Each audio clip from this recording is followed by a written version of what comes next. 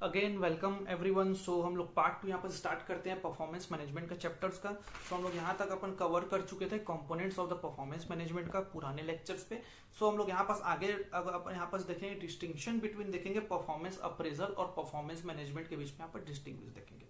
तो यहाँ पर परफॉर्मेंस मैनेजमेंट हम लोग ऑलरेडी समझ चुके थे, कंटिन्यूअस प्रोसेस है आइडेंटिफाई करने का, मेजर करने का, डेवलप करने का और लिंक करना ओवरऑल ऑब्जेक्टिव को क्या कर इंडिविजुअल ऑब्जेक्टिव के साथ। अब अपन परफॉर्मेंस अप्रेजल को भी अच्छे से अपन समझ चुके हैं कंपोनेंट्स में कि क्या होता है कि इवैल्यूएशन प्रोसेस है जिसमें पर्सनल लोग को इवैल्यूएट किया जाता है and it is a part of the performance management. Performance और किस चीज के लिए बेसिस है, इंप्रूवमेंट के लिए और जॉब रोटेशन के लिए। तो ये हम लोग का मीनिंग हो गया। अब स्कोप क्या रहता है कि जो परफॉर्मेंस अप्रेजल का है वो नैरो रहता है। नैरो स्कोप इसलिए रहता है क्योंकि परफॉर्मेंस मैनेजमेंट का जस्ट पार्ट है, और अगर अपन परफॉर्मेंस मैनेजमेंट को देखें तो वाइडर पार्ट है क्योंकि ये हर एक्सपेक्ट ऑफ द मैनेजमेंट को यहाँ पास कवर करता है। अप्रोच क्या है, टॉप टू डाउन है। अप्रेजल क्या होता है, ऊपर से नीचे चलता है। परफॉर्मेंस मैनेजमेंट क्या, सब एक साथ मिलकर काम करते हैं। यहाँ पास 3 पॉइंट मीनिंग देख लिए अपन, स्कोप देख लिए, तीसरा क्या हो गया अपना, तो क्या बोलते हैं अप्रोच देख लिए। अब उसके बाद अगर अपन देखें कि परफॉर्मेंस अप्रेजल में मोलिथिकल सिस्टम है और ये क्या है, फ्लेक्सिबल प्रोसेस है। अपना जो मैनेजमेंट रहता है, जो परफॉर्मेंस मैनेजमेंट रहता है, फ्लेक्सिबल प्रोसेस में काम करता है, मतलब वो फ्लेक्सिबल नेचर पे रहता है। बट अप्रेजल यहाँ पास फ्लेक्सिबल नेचर पे नहीं रहता, डायनेमिक नेचर पे यहाँ पास नहीं रहता। अब अपन बात करें कि किस तरीके से परफॉर्मेंस मतलब किस तरीके से पीरियडिकली चेकिंग होता है। तो परफॉर्मेंस अप्रेजल मेनली एनुअली तरीके से होता है। परफॉर्मेंस मैनेजमेंट किस तरीके से, कंटिन्यूअस प्रोसेस। उसके डेफिनेशन में लिखा हुआ है कि परफॉर्मेंस मैनेजमेंट कंटिन्यूअस प्रोसेस है। ये जो टॉपिक है आप अच्छे से पढ़ लीजिए, ज्यादा अच्छा रहेगा क्योंकि एग्जाम में सब चीज आ ही सकता है। सो परफॉर्मेंस अप्रेजल में क्या होता है, आपका रेटिंग का यूज करते हैं। परफॉर्मेंस मैनेजमेंट में आपका रेटिंग का यूज नहीं किया जाता। जैसे आप कुछ काम कर रहे हैं, आपको इवेल्युएट किया जा रहा है, तो उस चीज में आपका रेटिंग देंगे, ए देंगे, ए बी, ए मतलब बी प्लस सी, ये सब चीज रेटिंग देंगे ताकि अपने आप को इवेल्युएट कर सके। बस परफॉर्मेंस मैनेजमेंट ऐसा कुछ बात नहीं है जिसमें आप रेटिंग दे सके, ठीक है। अब रिस्पॉन्सिबल पर्सन क्या होता है, जो अप्रेजल का रहता है उसमें एचआर डिपार्टमेंट रहता है। जो ह्यूमन रिसोर्सेज का जो डिपार्टमेंट रहता है, जिसका हेड रहता है, वो रिस्पॉन्सिबल रहता है। अब बात आती है परफॉर्मेंस मैनेजमेंट को ऊपर का आदमी, जो केएमपी रहता है, बोर्ड रहता है, ये सब जो ऊपर के आदमी रहते हैं, की मैनेजर पर्सन, मैनेजर्स होगा, ये सब चीज यहाँ पर रिस्पॉन्सिबल पर्सन रहते हैं, ठीक है। अब पेपर वर्क क्या रहता है, अप्रेजल वाले में जो पेपर वर्क रहता है उसमें ब्यूरोक्रेटिक मामले पे जो थोड़ा कॉम्प्लेक्स नेचर पे रहता है। बट अगर परफॉर्मेंस मैनेजमेंट की बात करें तो वहां पास मिनिमम रहता है, क्योंकि वहां पेपर वर्क पे नहीं होता, वहां पास बातों पे काम होता है। मतलब बोलने का मतलब ये कि जो चीज डिसाइड हो गया वो चीज को उनको काम करना ही पड़ता है।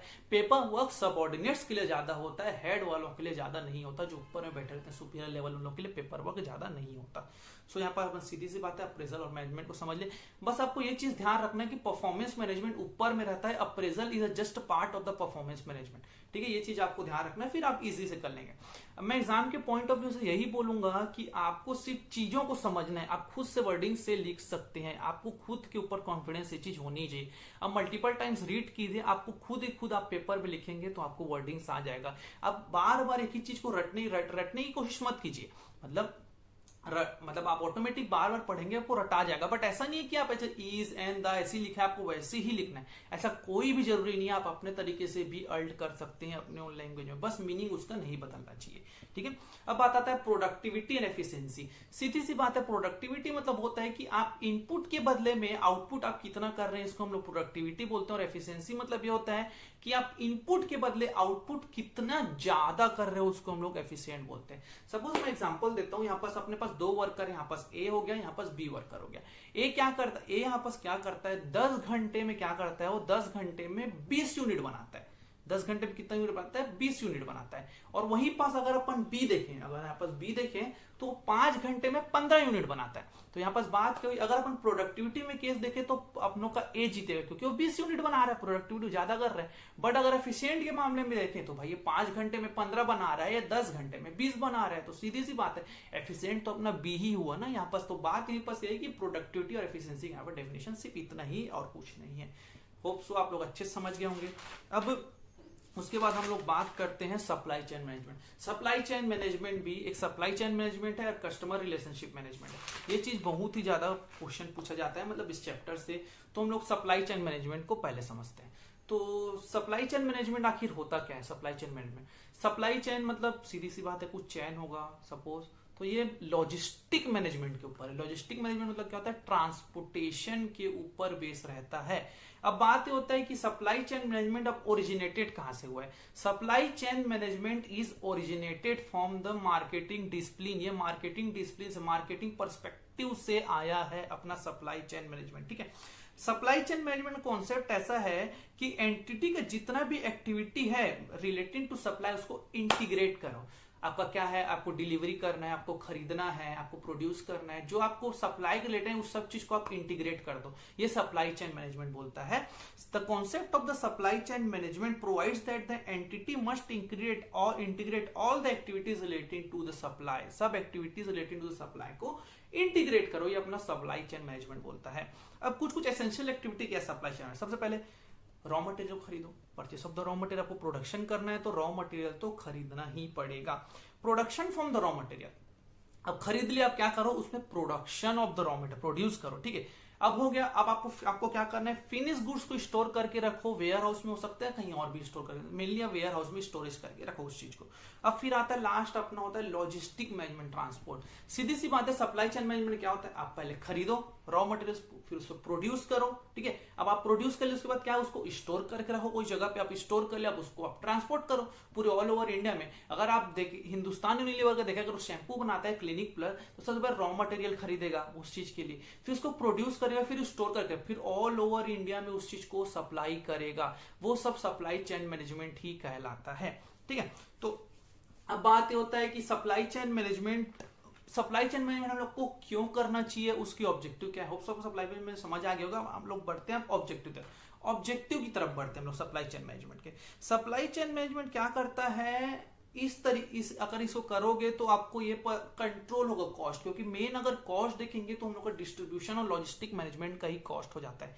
क्यों, क्योंकि अगर कोई फैक्ट्री अगर गुजरात में, अगर आप उसको केरला में करना चाहते हो तो ट्रांसपोर्टेशन कॉस्ट ही हाई लगेगा। तो इसी चीज के लिए डिसीजन लेने के लिए मैनेजमेंट क्या करती है, एक यूनिट केरला में भी लगा देती है। तो यहाँ पर क्या होगा, लॉजिस्टिक का पैसा, जो ट्रांसपोर्टेशन का पैसा बचे, इस चीज को हम लोग फेवरेबल, मतलब सप्लाई चेन मैनेजमेंट के थ्रू ये सब चीज को हम लोग समझते हैं, ठीक है।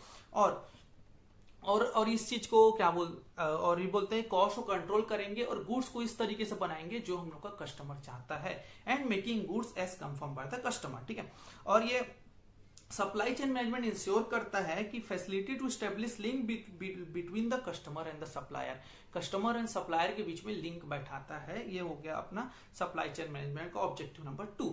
अब ऑब्जेक्टिव नंबर 3 क्या होता है, the supply chain management ensure adequate transportation to be very efficient, whether it is transportation of the raw material or it is the transportation of the finished good। Supply chain management ensure करता है जो transportation है वो efficient तरीके से हो रहा है कि नहीं हो रहा है, कुछ गड़बड़ तो नहीं हो रही है, जितना रिक्वायर्ड है उतना हो रहा है कि नो एक्स्ट्रा तो नहीं हो रहा है, कॉस्ट ये सब चीज, चाहे रॉ मटेरियल हम लोग को लाने का हो, चाहे हम लोग को sale of the finish goods हो, ये दोनों चीज को लॉजिस्टिक मैनेजमेंट मतलब सप्लाई चेन मैनेजमेंट हम लोग का देखता है। Supply chain management is a strategic supply chain management place vital role on a tactic level and creates link to the operational level. जो टैक्टिक लेवल रहता है, जो हम लोग को ऊपर रहता है स्ट्रेटेजिक लेवल, उस पे एकदम हायर वाइटल रोल प्ले करता है और लिंक बैठाता है ऑपरेशनल लेवल पे, ताकि आप अच्छे से ऑपरेटिंग तरीके से काम कर सकें।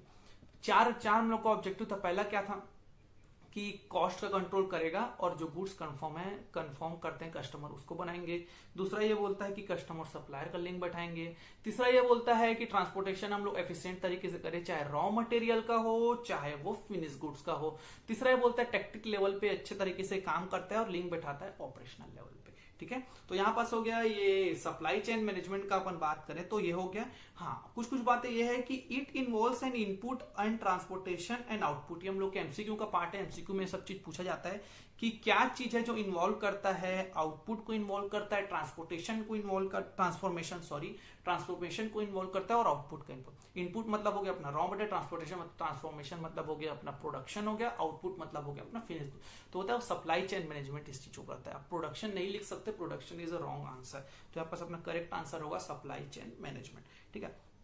अब उसके बाद अपना आता है component of the supply chain management. अब क्या क्या कंपोनेंट्स होते हैं सप्लाई चेन मैनेजमेंट। पहले होता है plan, source, make, deliver and return.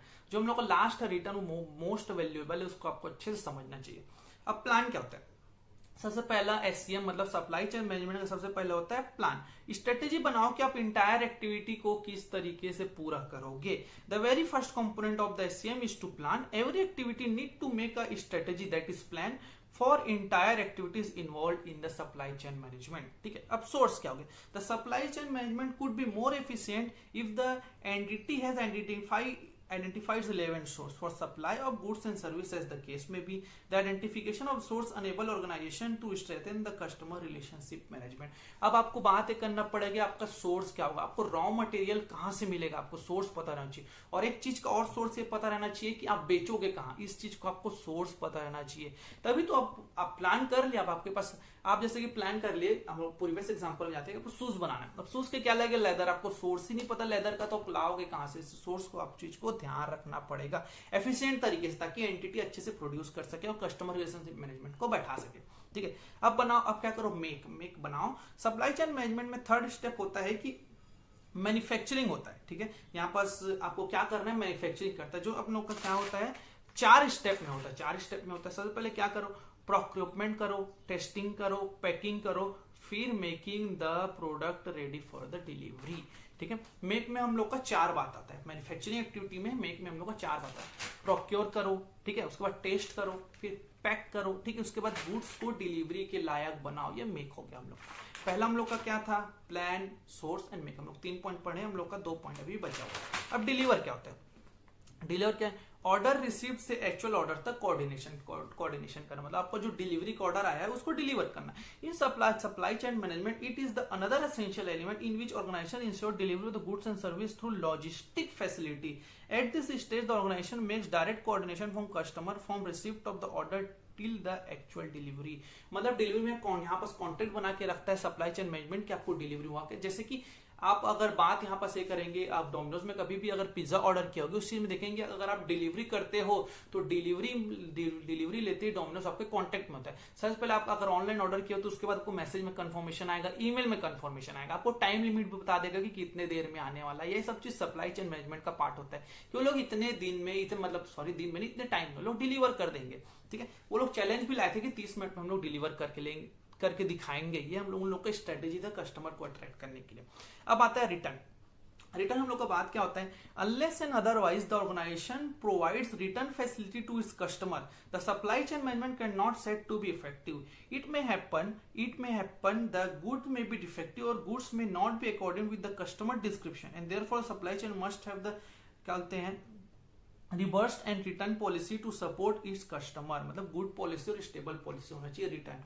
देखिए, बात ये होता है कि हर चीज कोई भी परफेक्ट नहीं होता। हो सकता है कि आपके भी गुड्स में डिफेक्ट हो सकते हैं, निकल सकते हैं, तो आपको रिटर्न पॉलिसी जरूर रखना चाहिए। रिटर्न पॉलिसी आप रिटर्न करिए कुछ डिफेक्टिव गुड्स, उसके बदले कुछ और दीजिए, तो कैशबैक ऑफर रखिए। ये सब चीज जो अगर आप बात करें, अगर आप अमेजोन की स्ट्रेटेजी की बात करें, जो ऑनलाइन प्लेटफॉर्म है जहां पर सेलिंग होता है, अमेजोन हो गया, फ्लिपकार्ट हो गया, मीशो हो गया, मिंत्रा हो गया, अगर वो लोग रिटर्न का अगर फैसिलिटी नहीं रखते तो वो ट्रस्टेड पार्टी नहीं कहलाता। कोई भी उससे शॉपिंग नहीं कर, सीधी सी बात है। अगर फ्रॉड हो गया तो वो लोग रिटर्न रखे हैं, कैशबैक का ऑफर रखे हैं, तभी कस्टमर उनसे अट्रैक्ट हुए हैं। ये सप्लाई चेन मैनेजमेंट का बहुत ही बड़ा पार्ट है।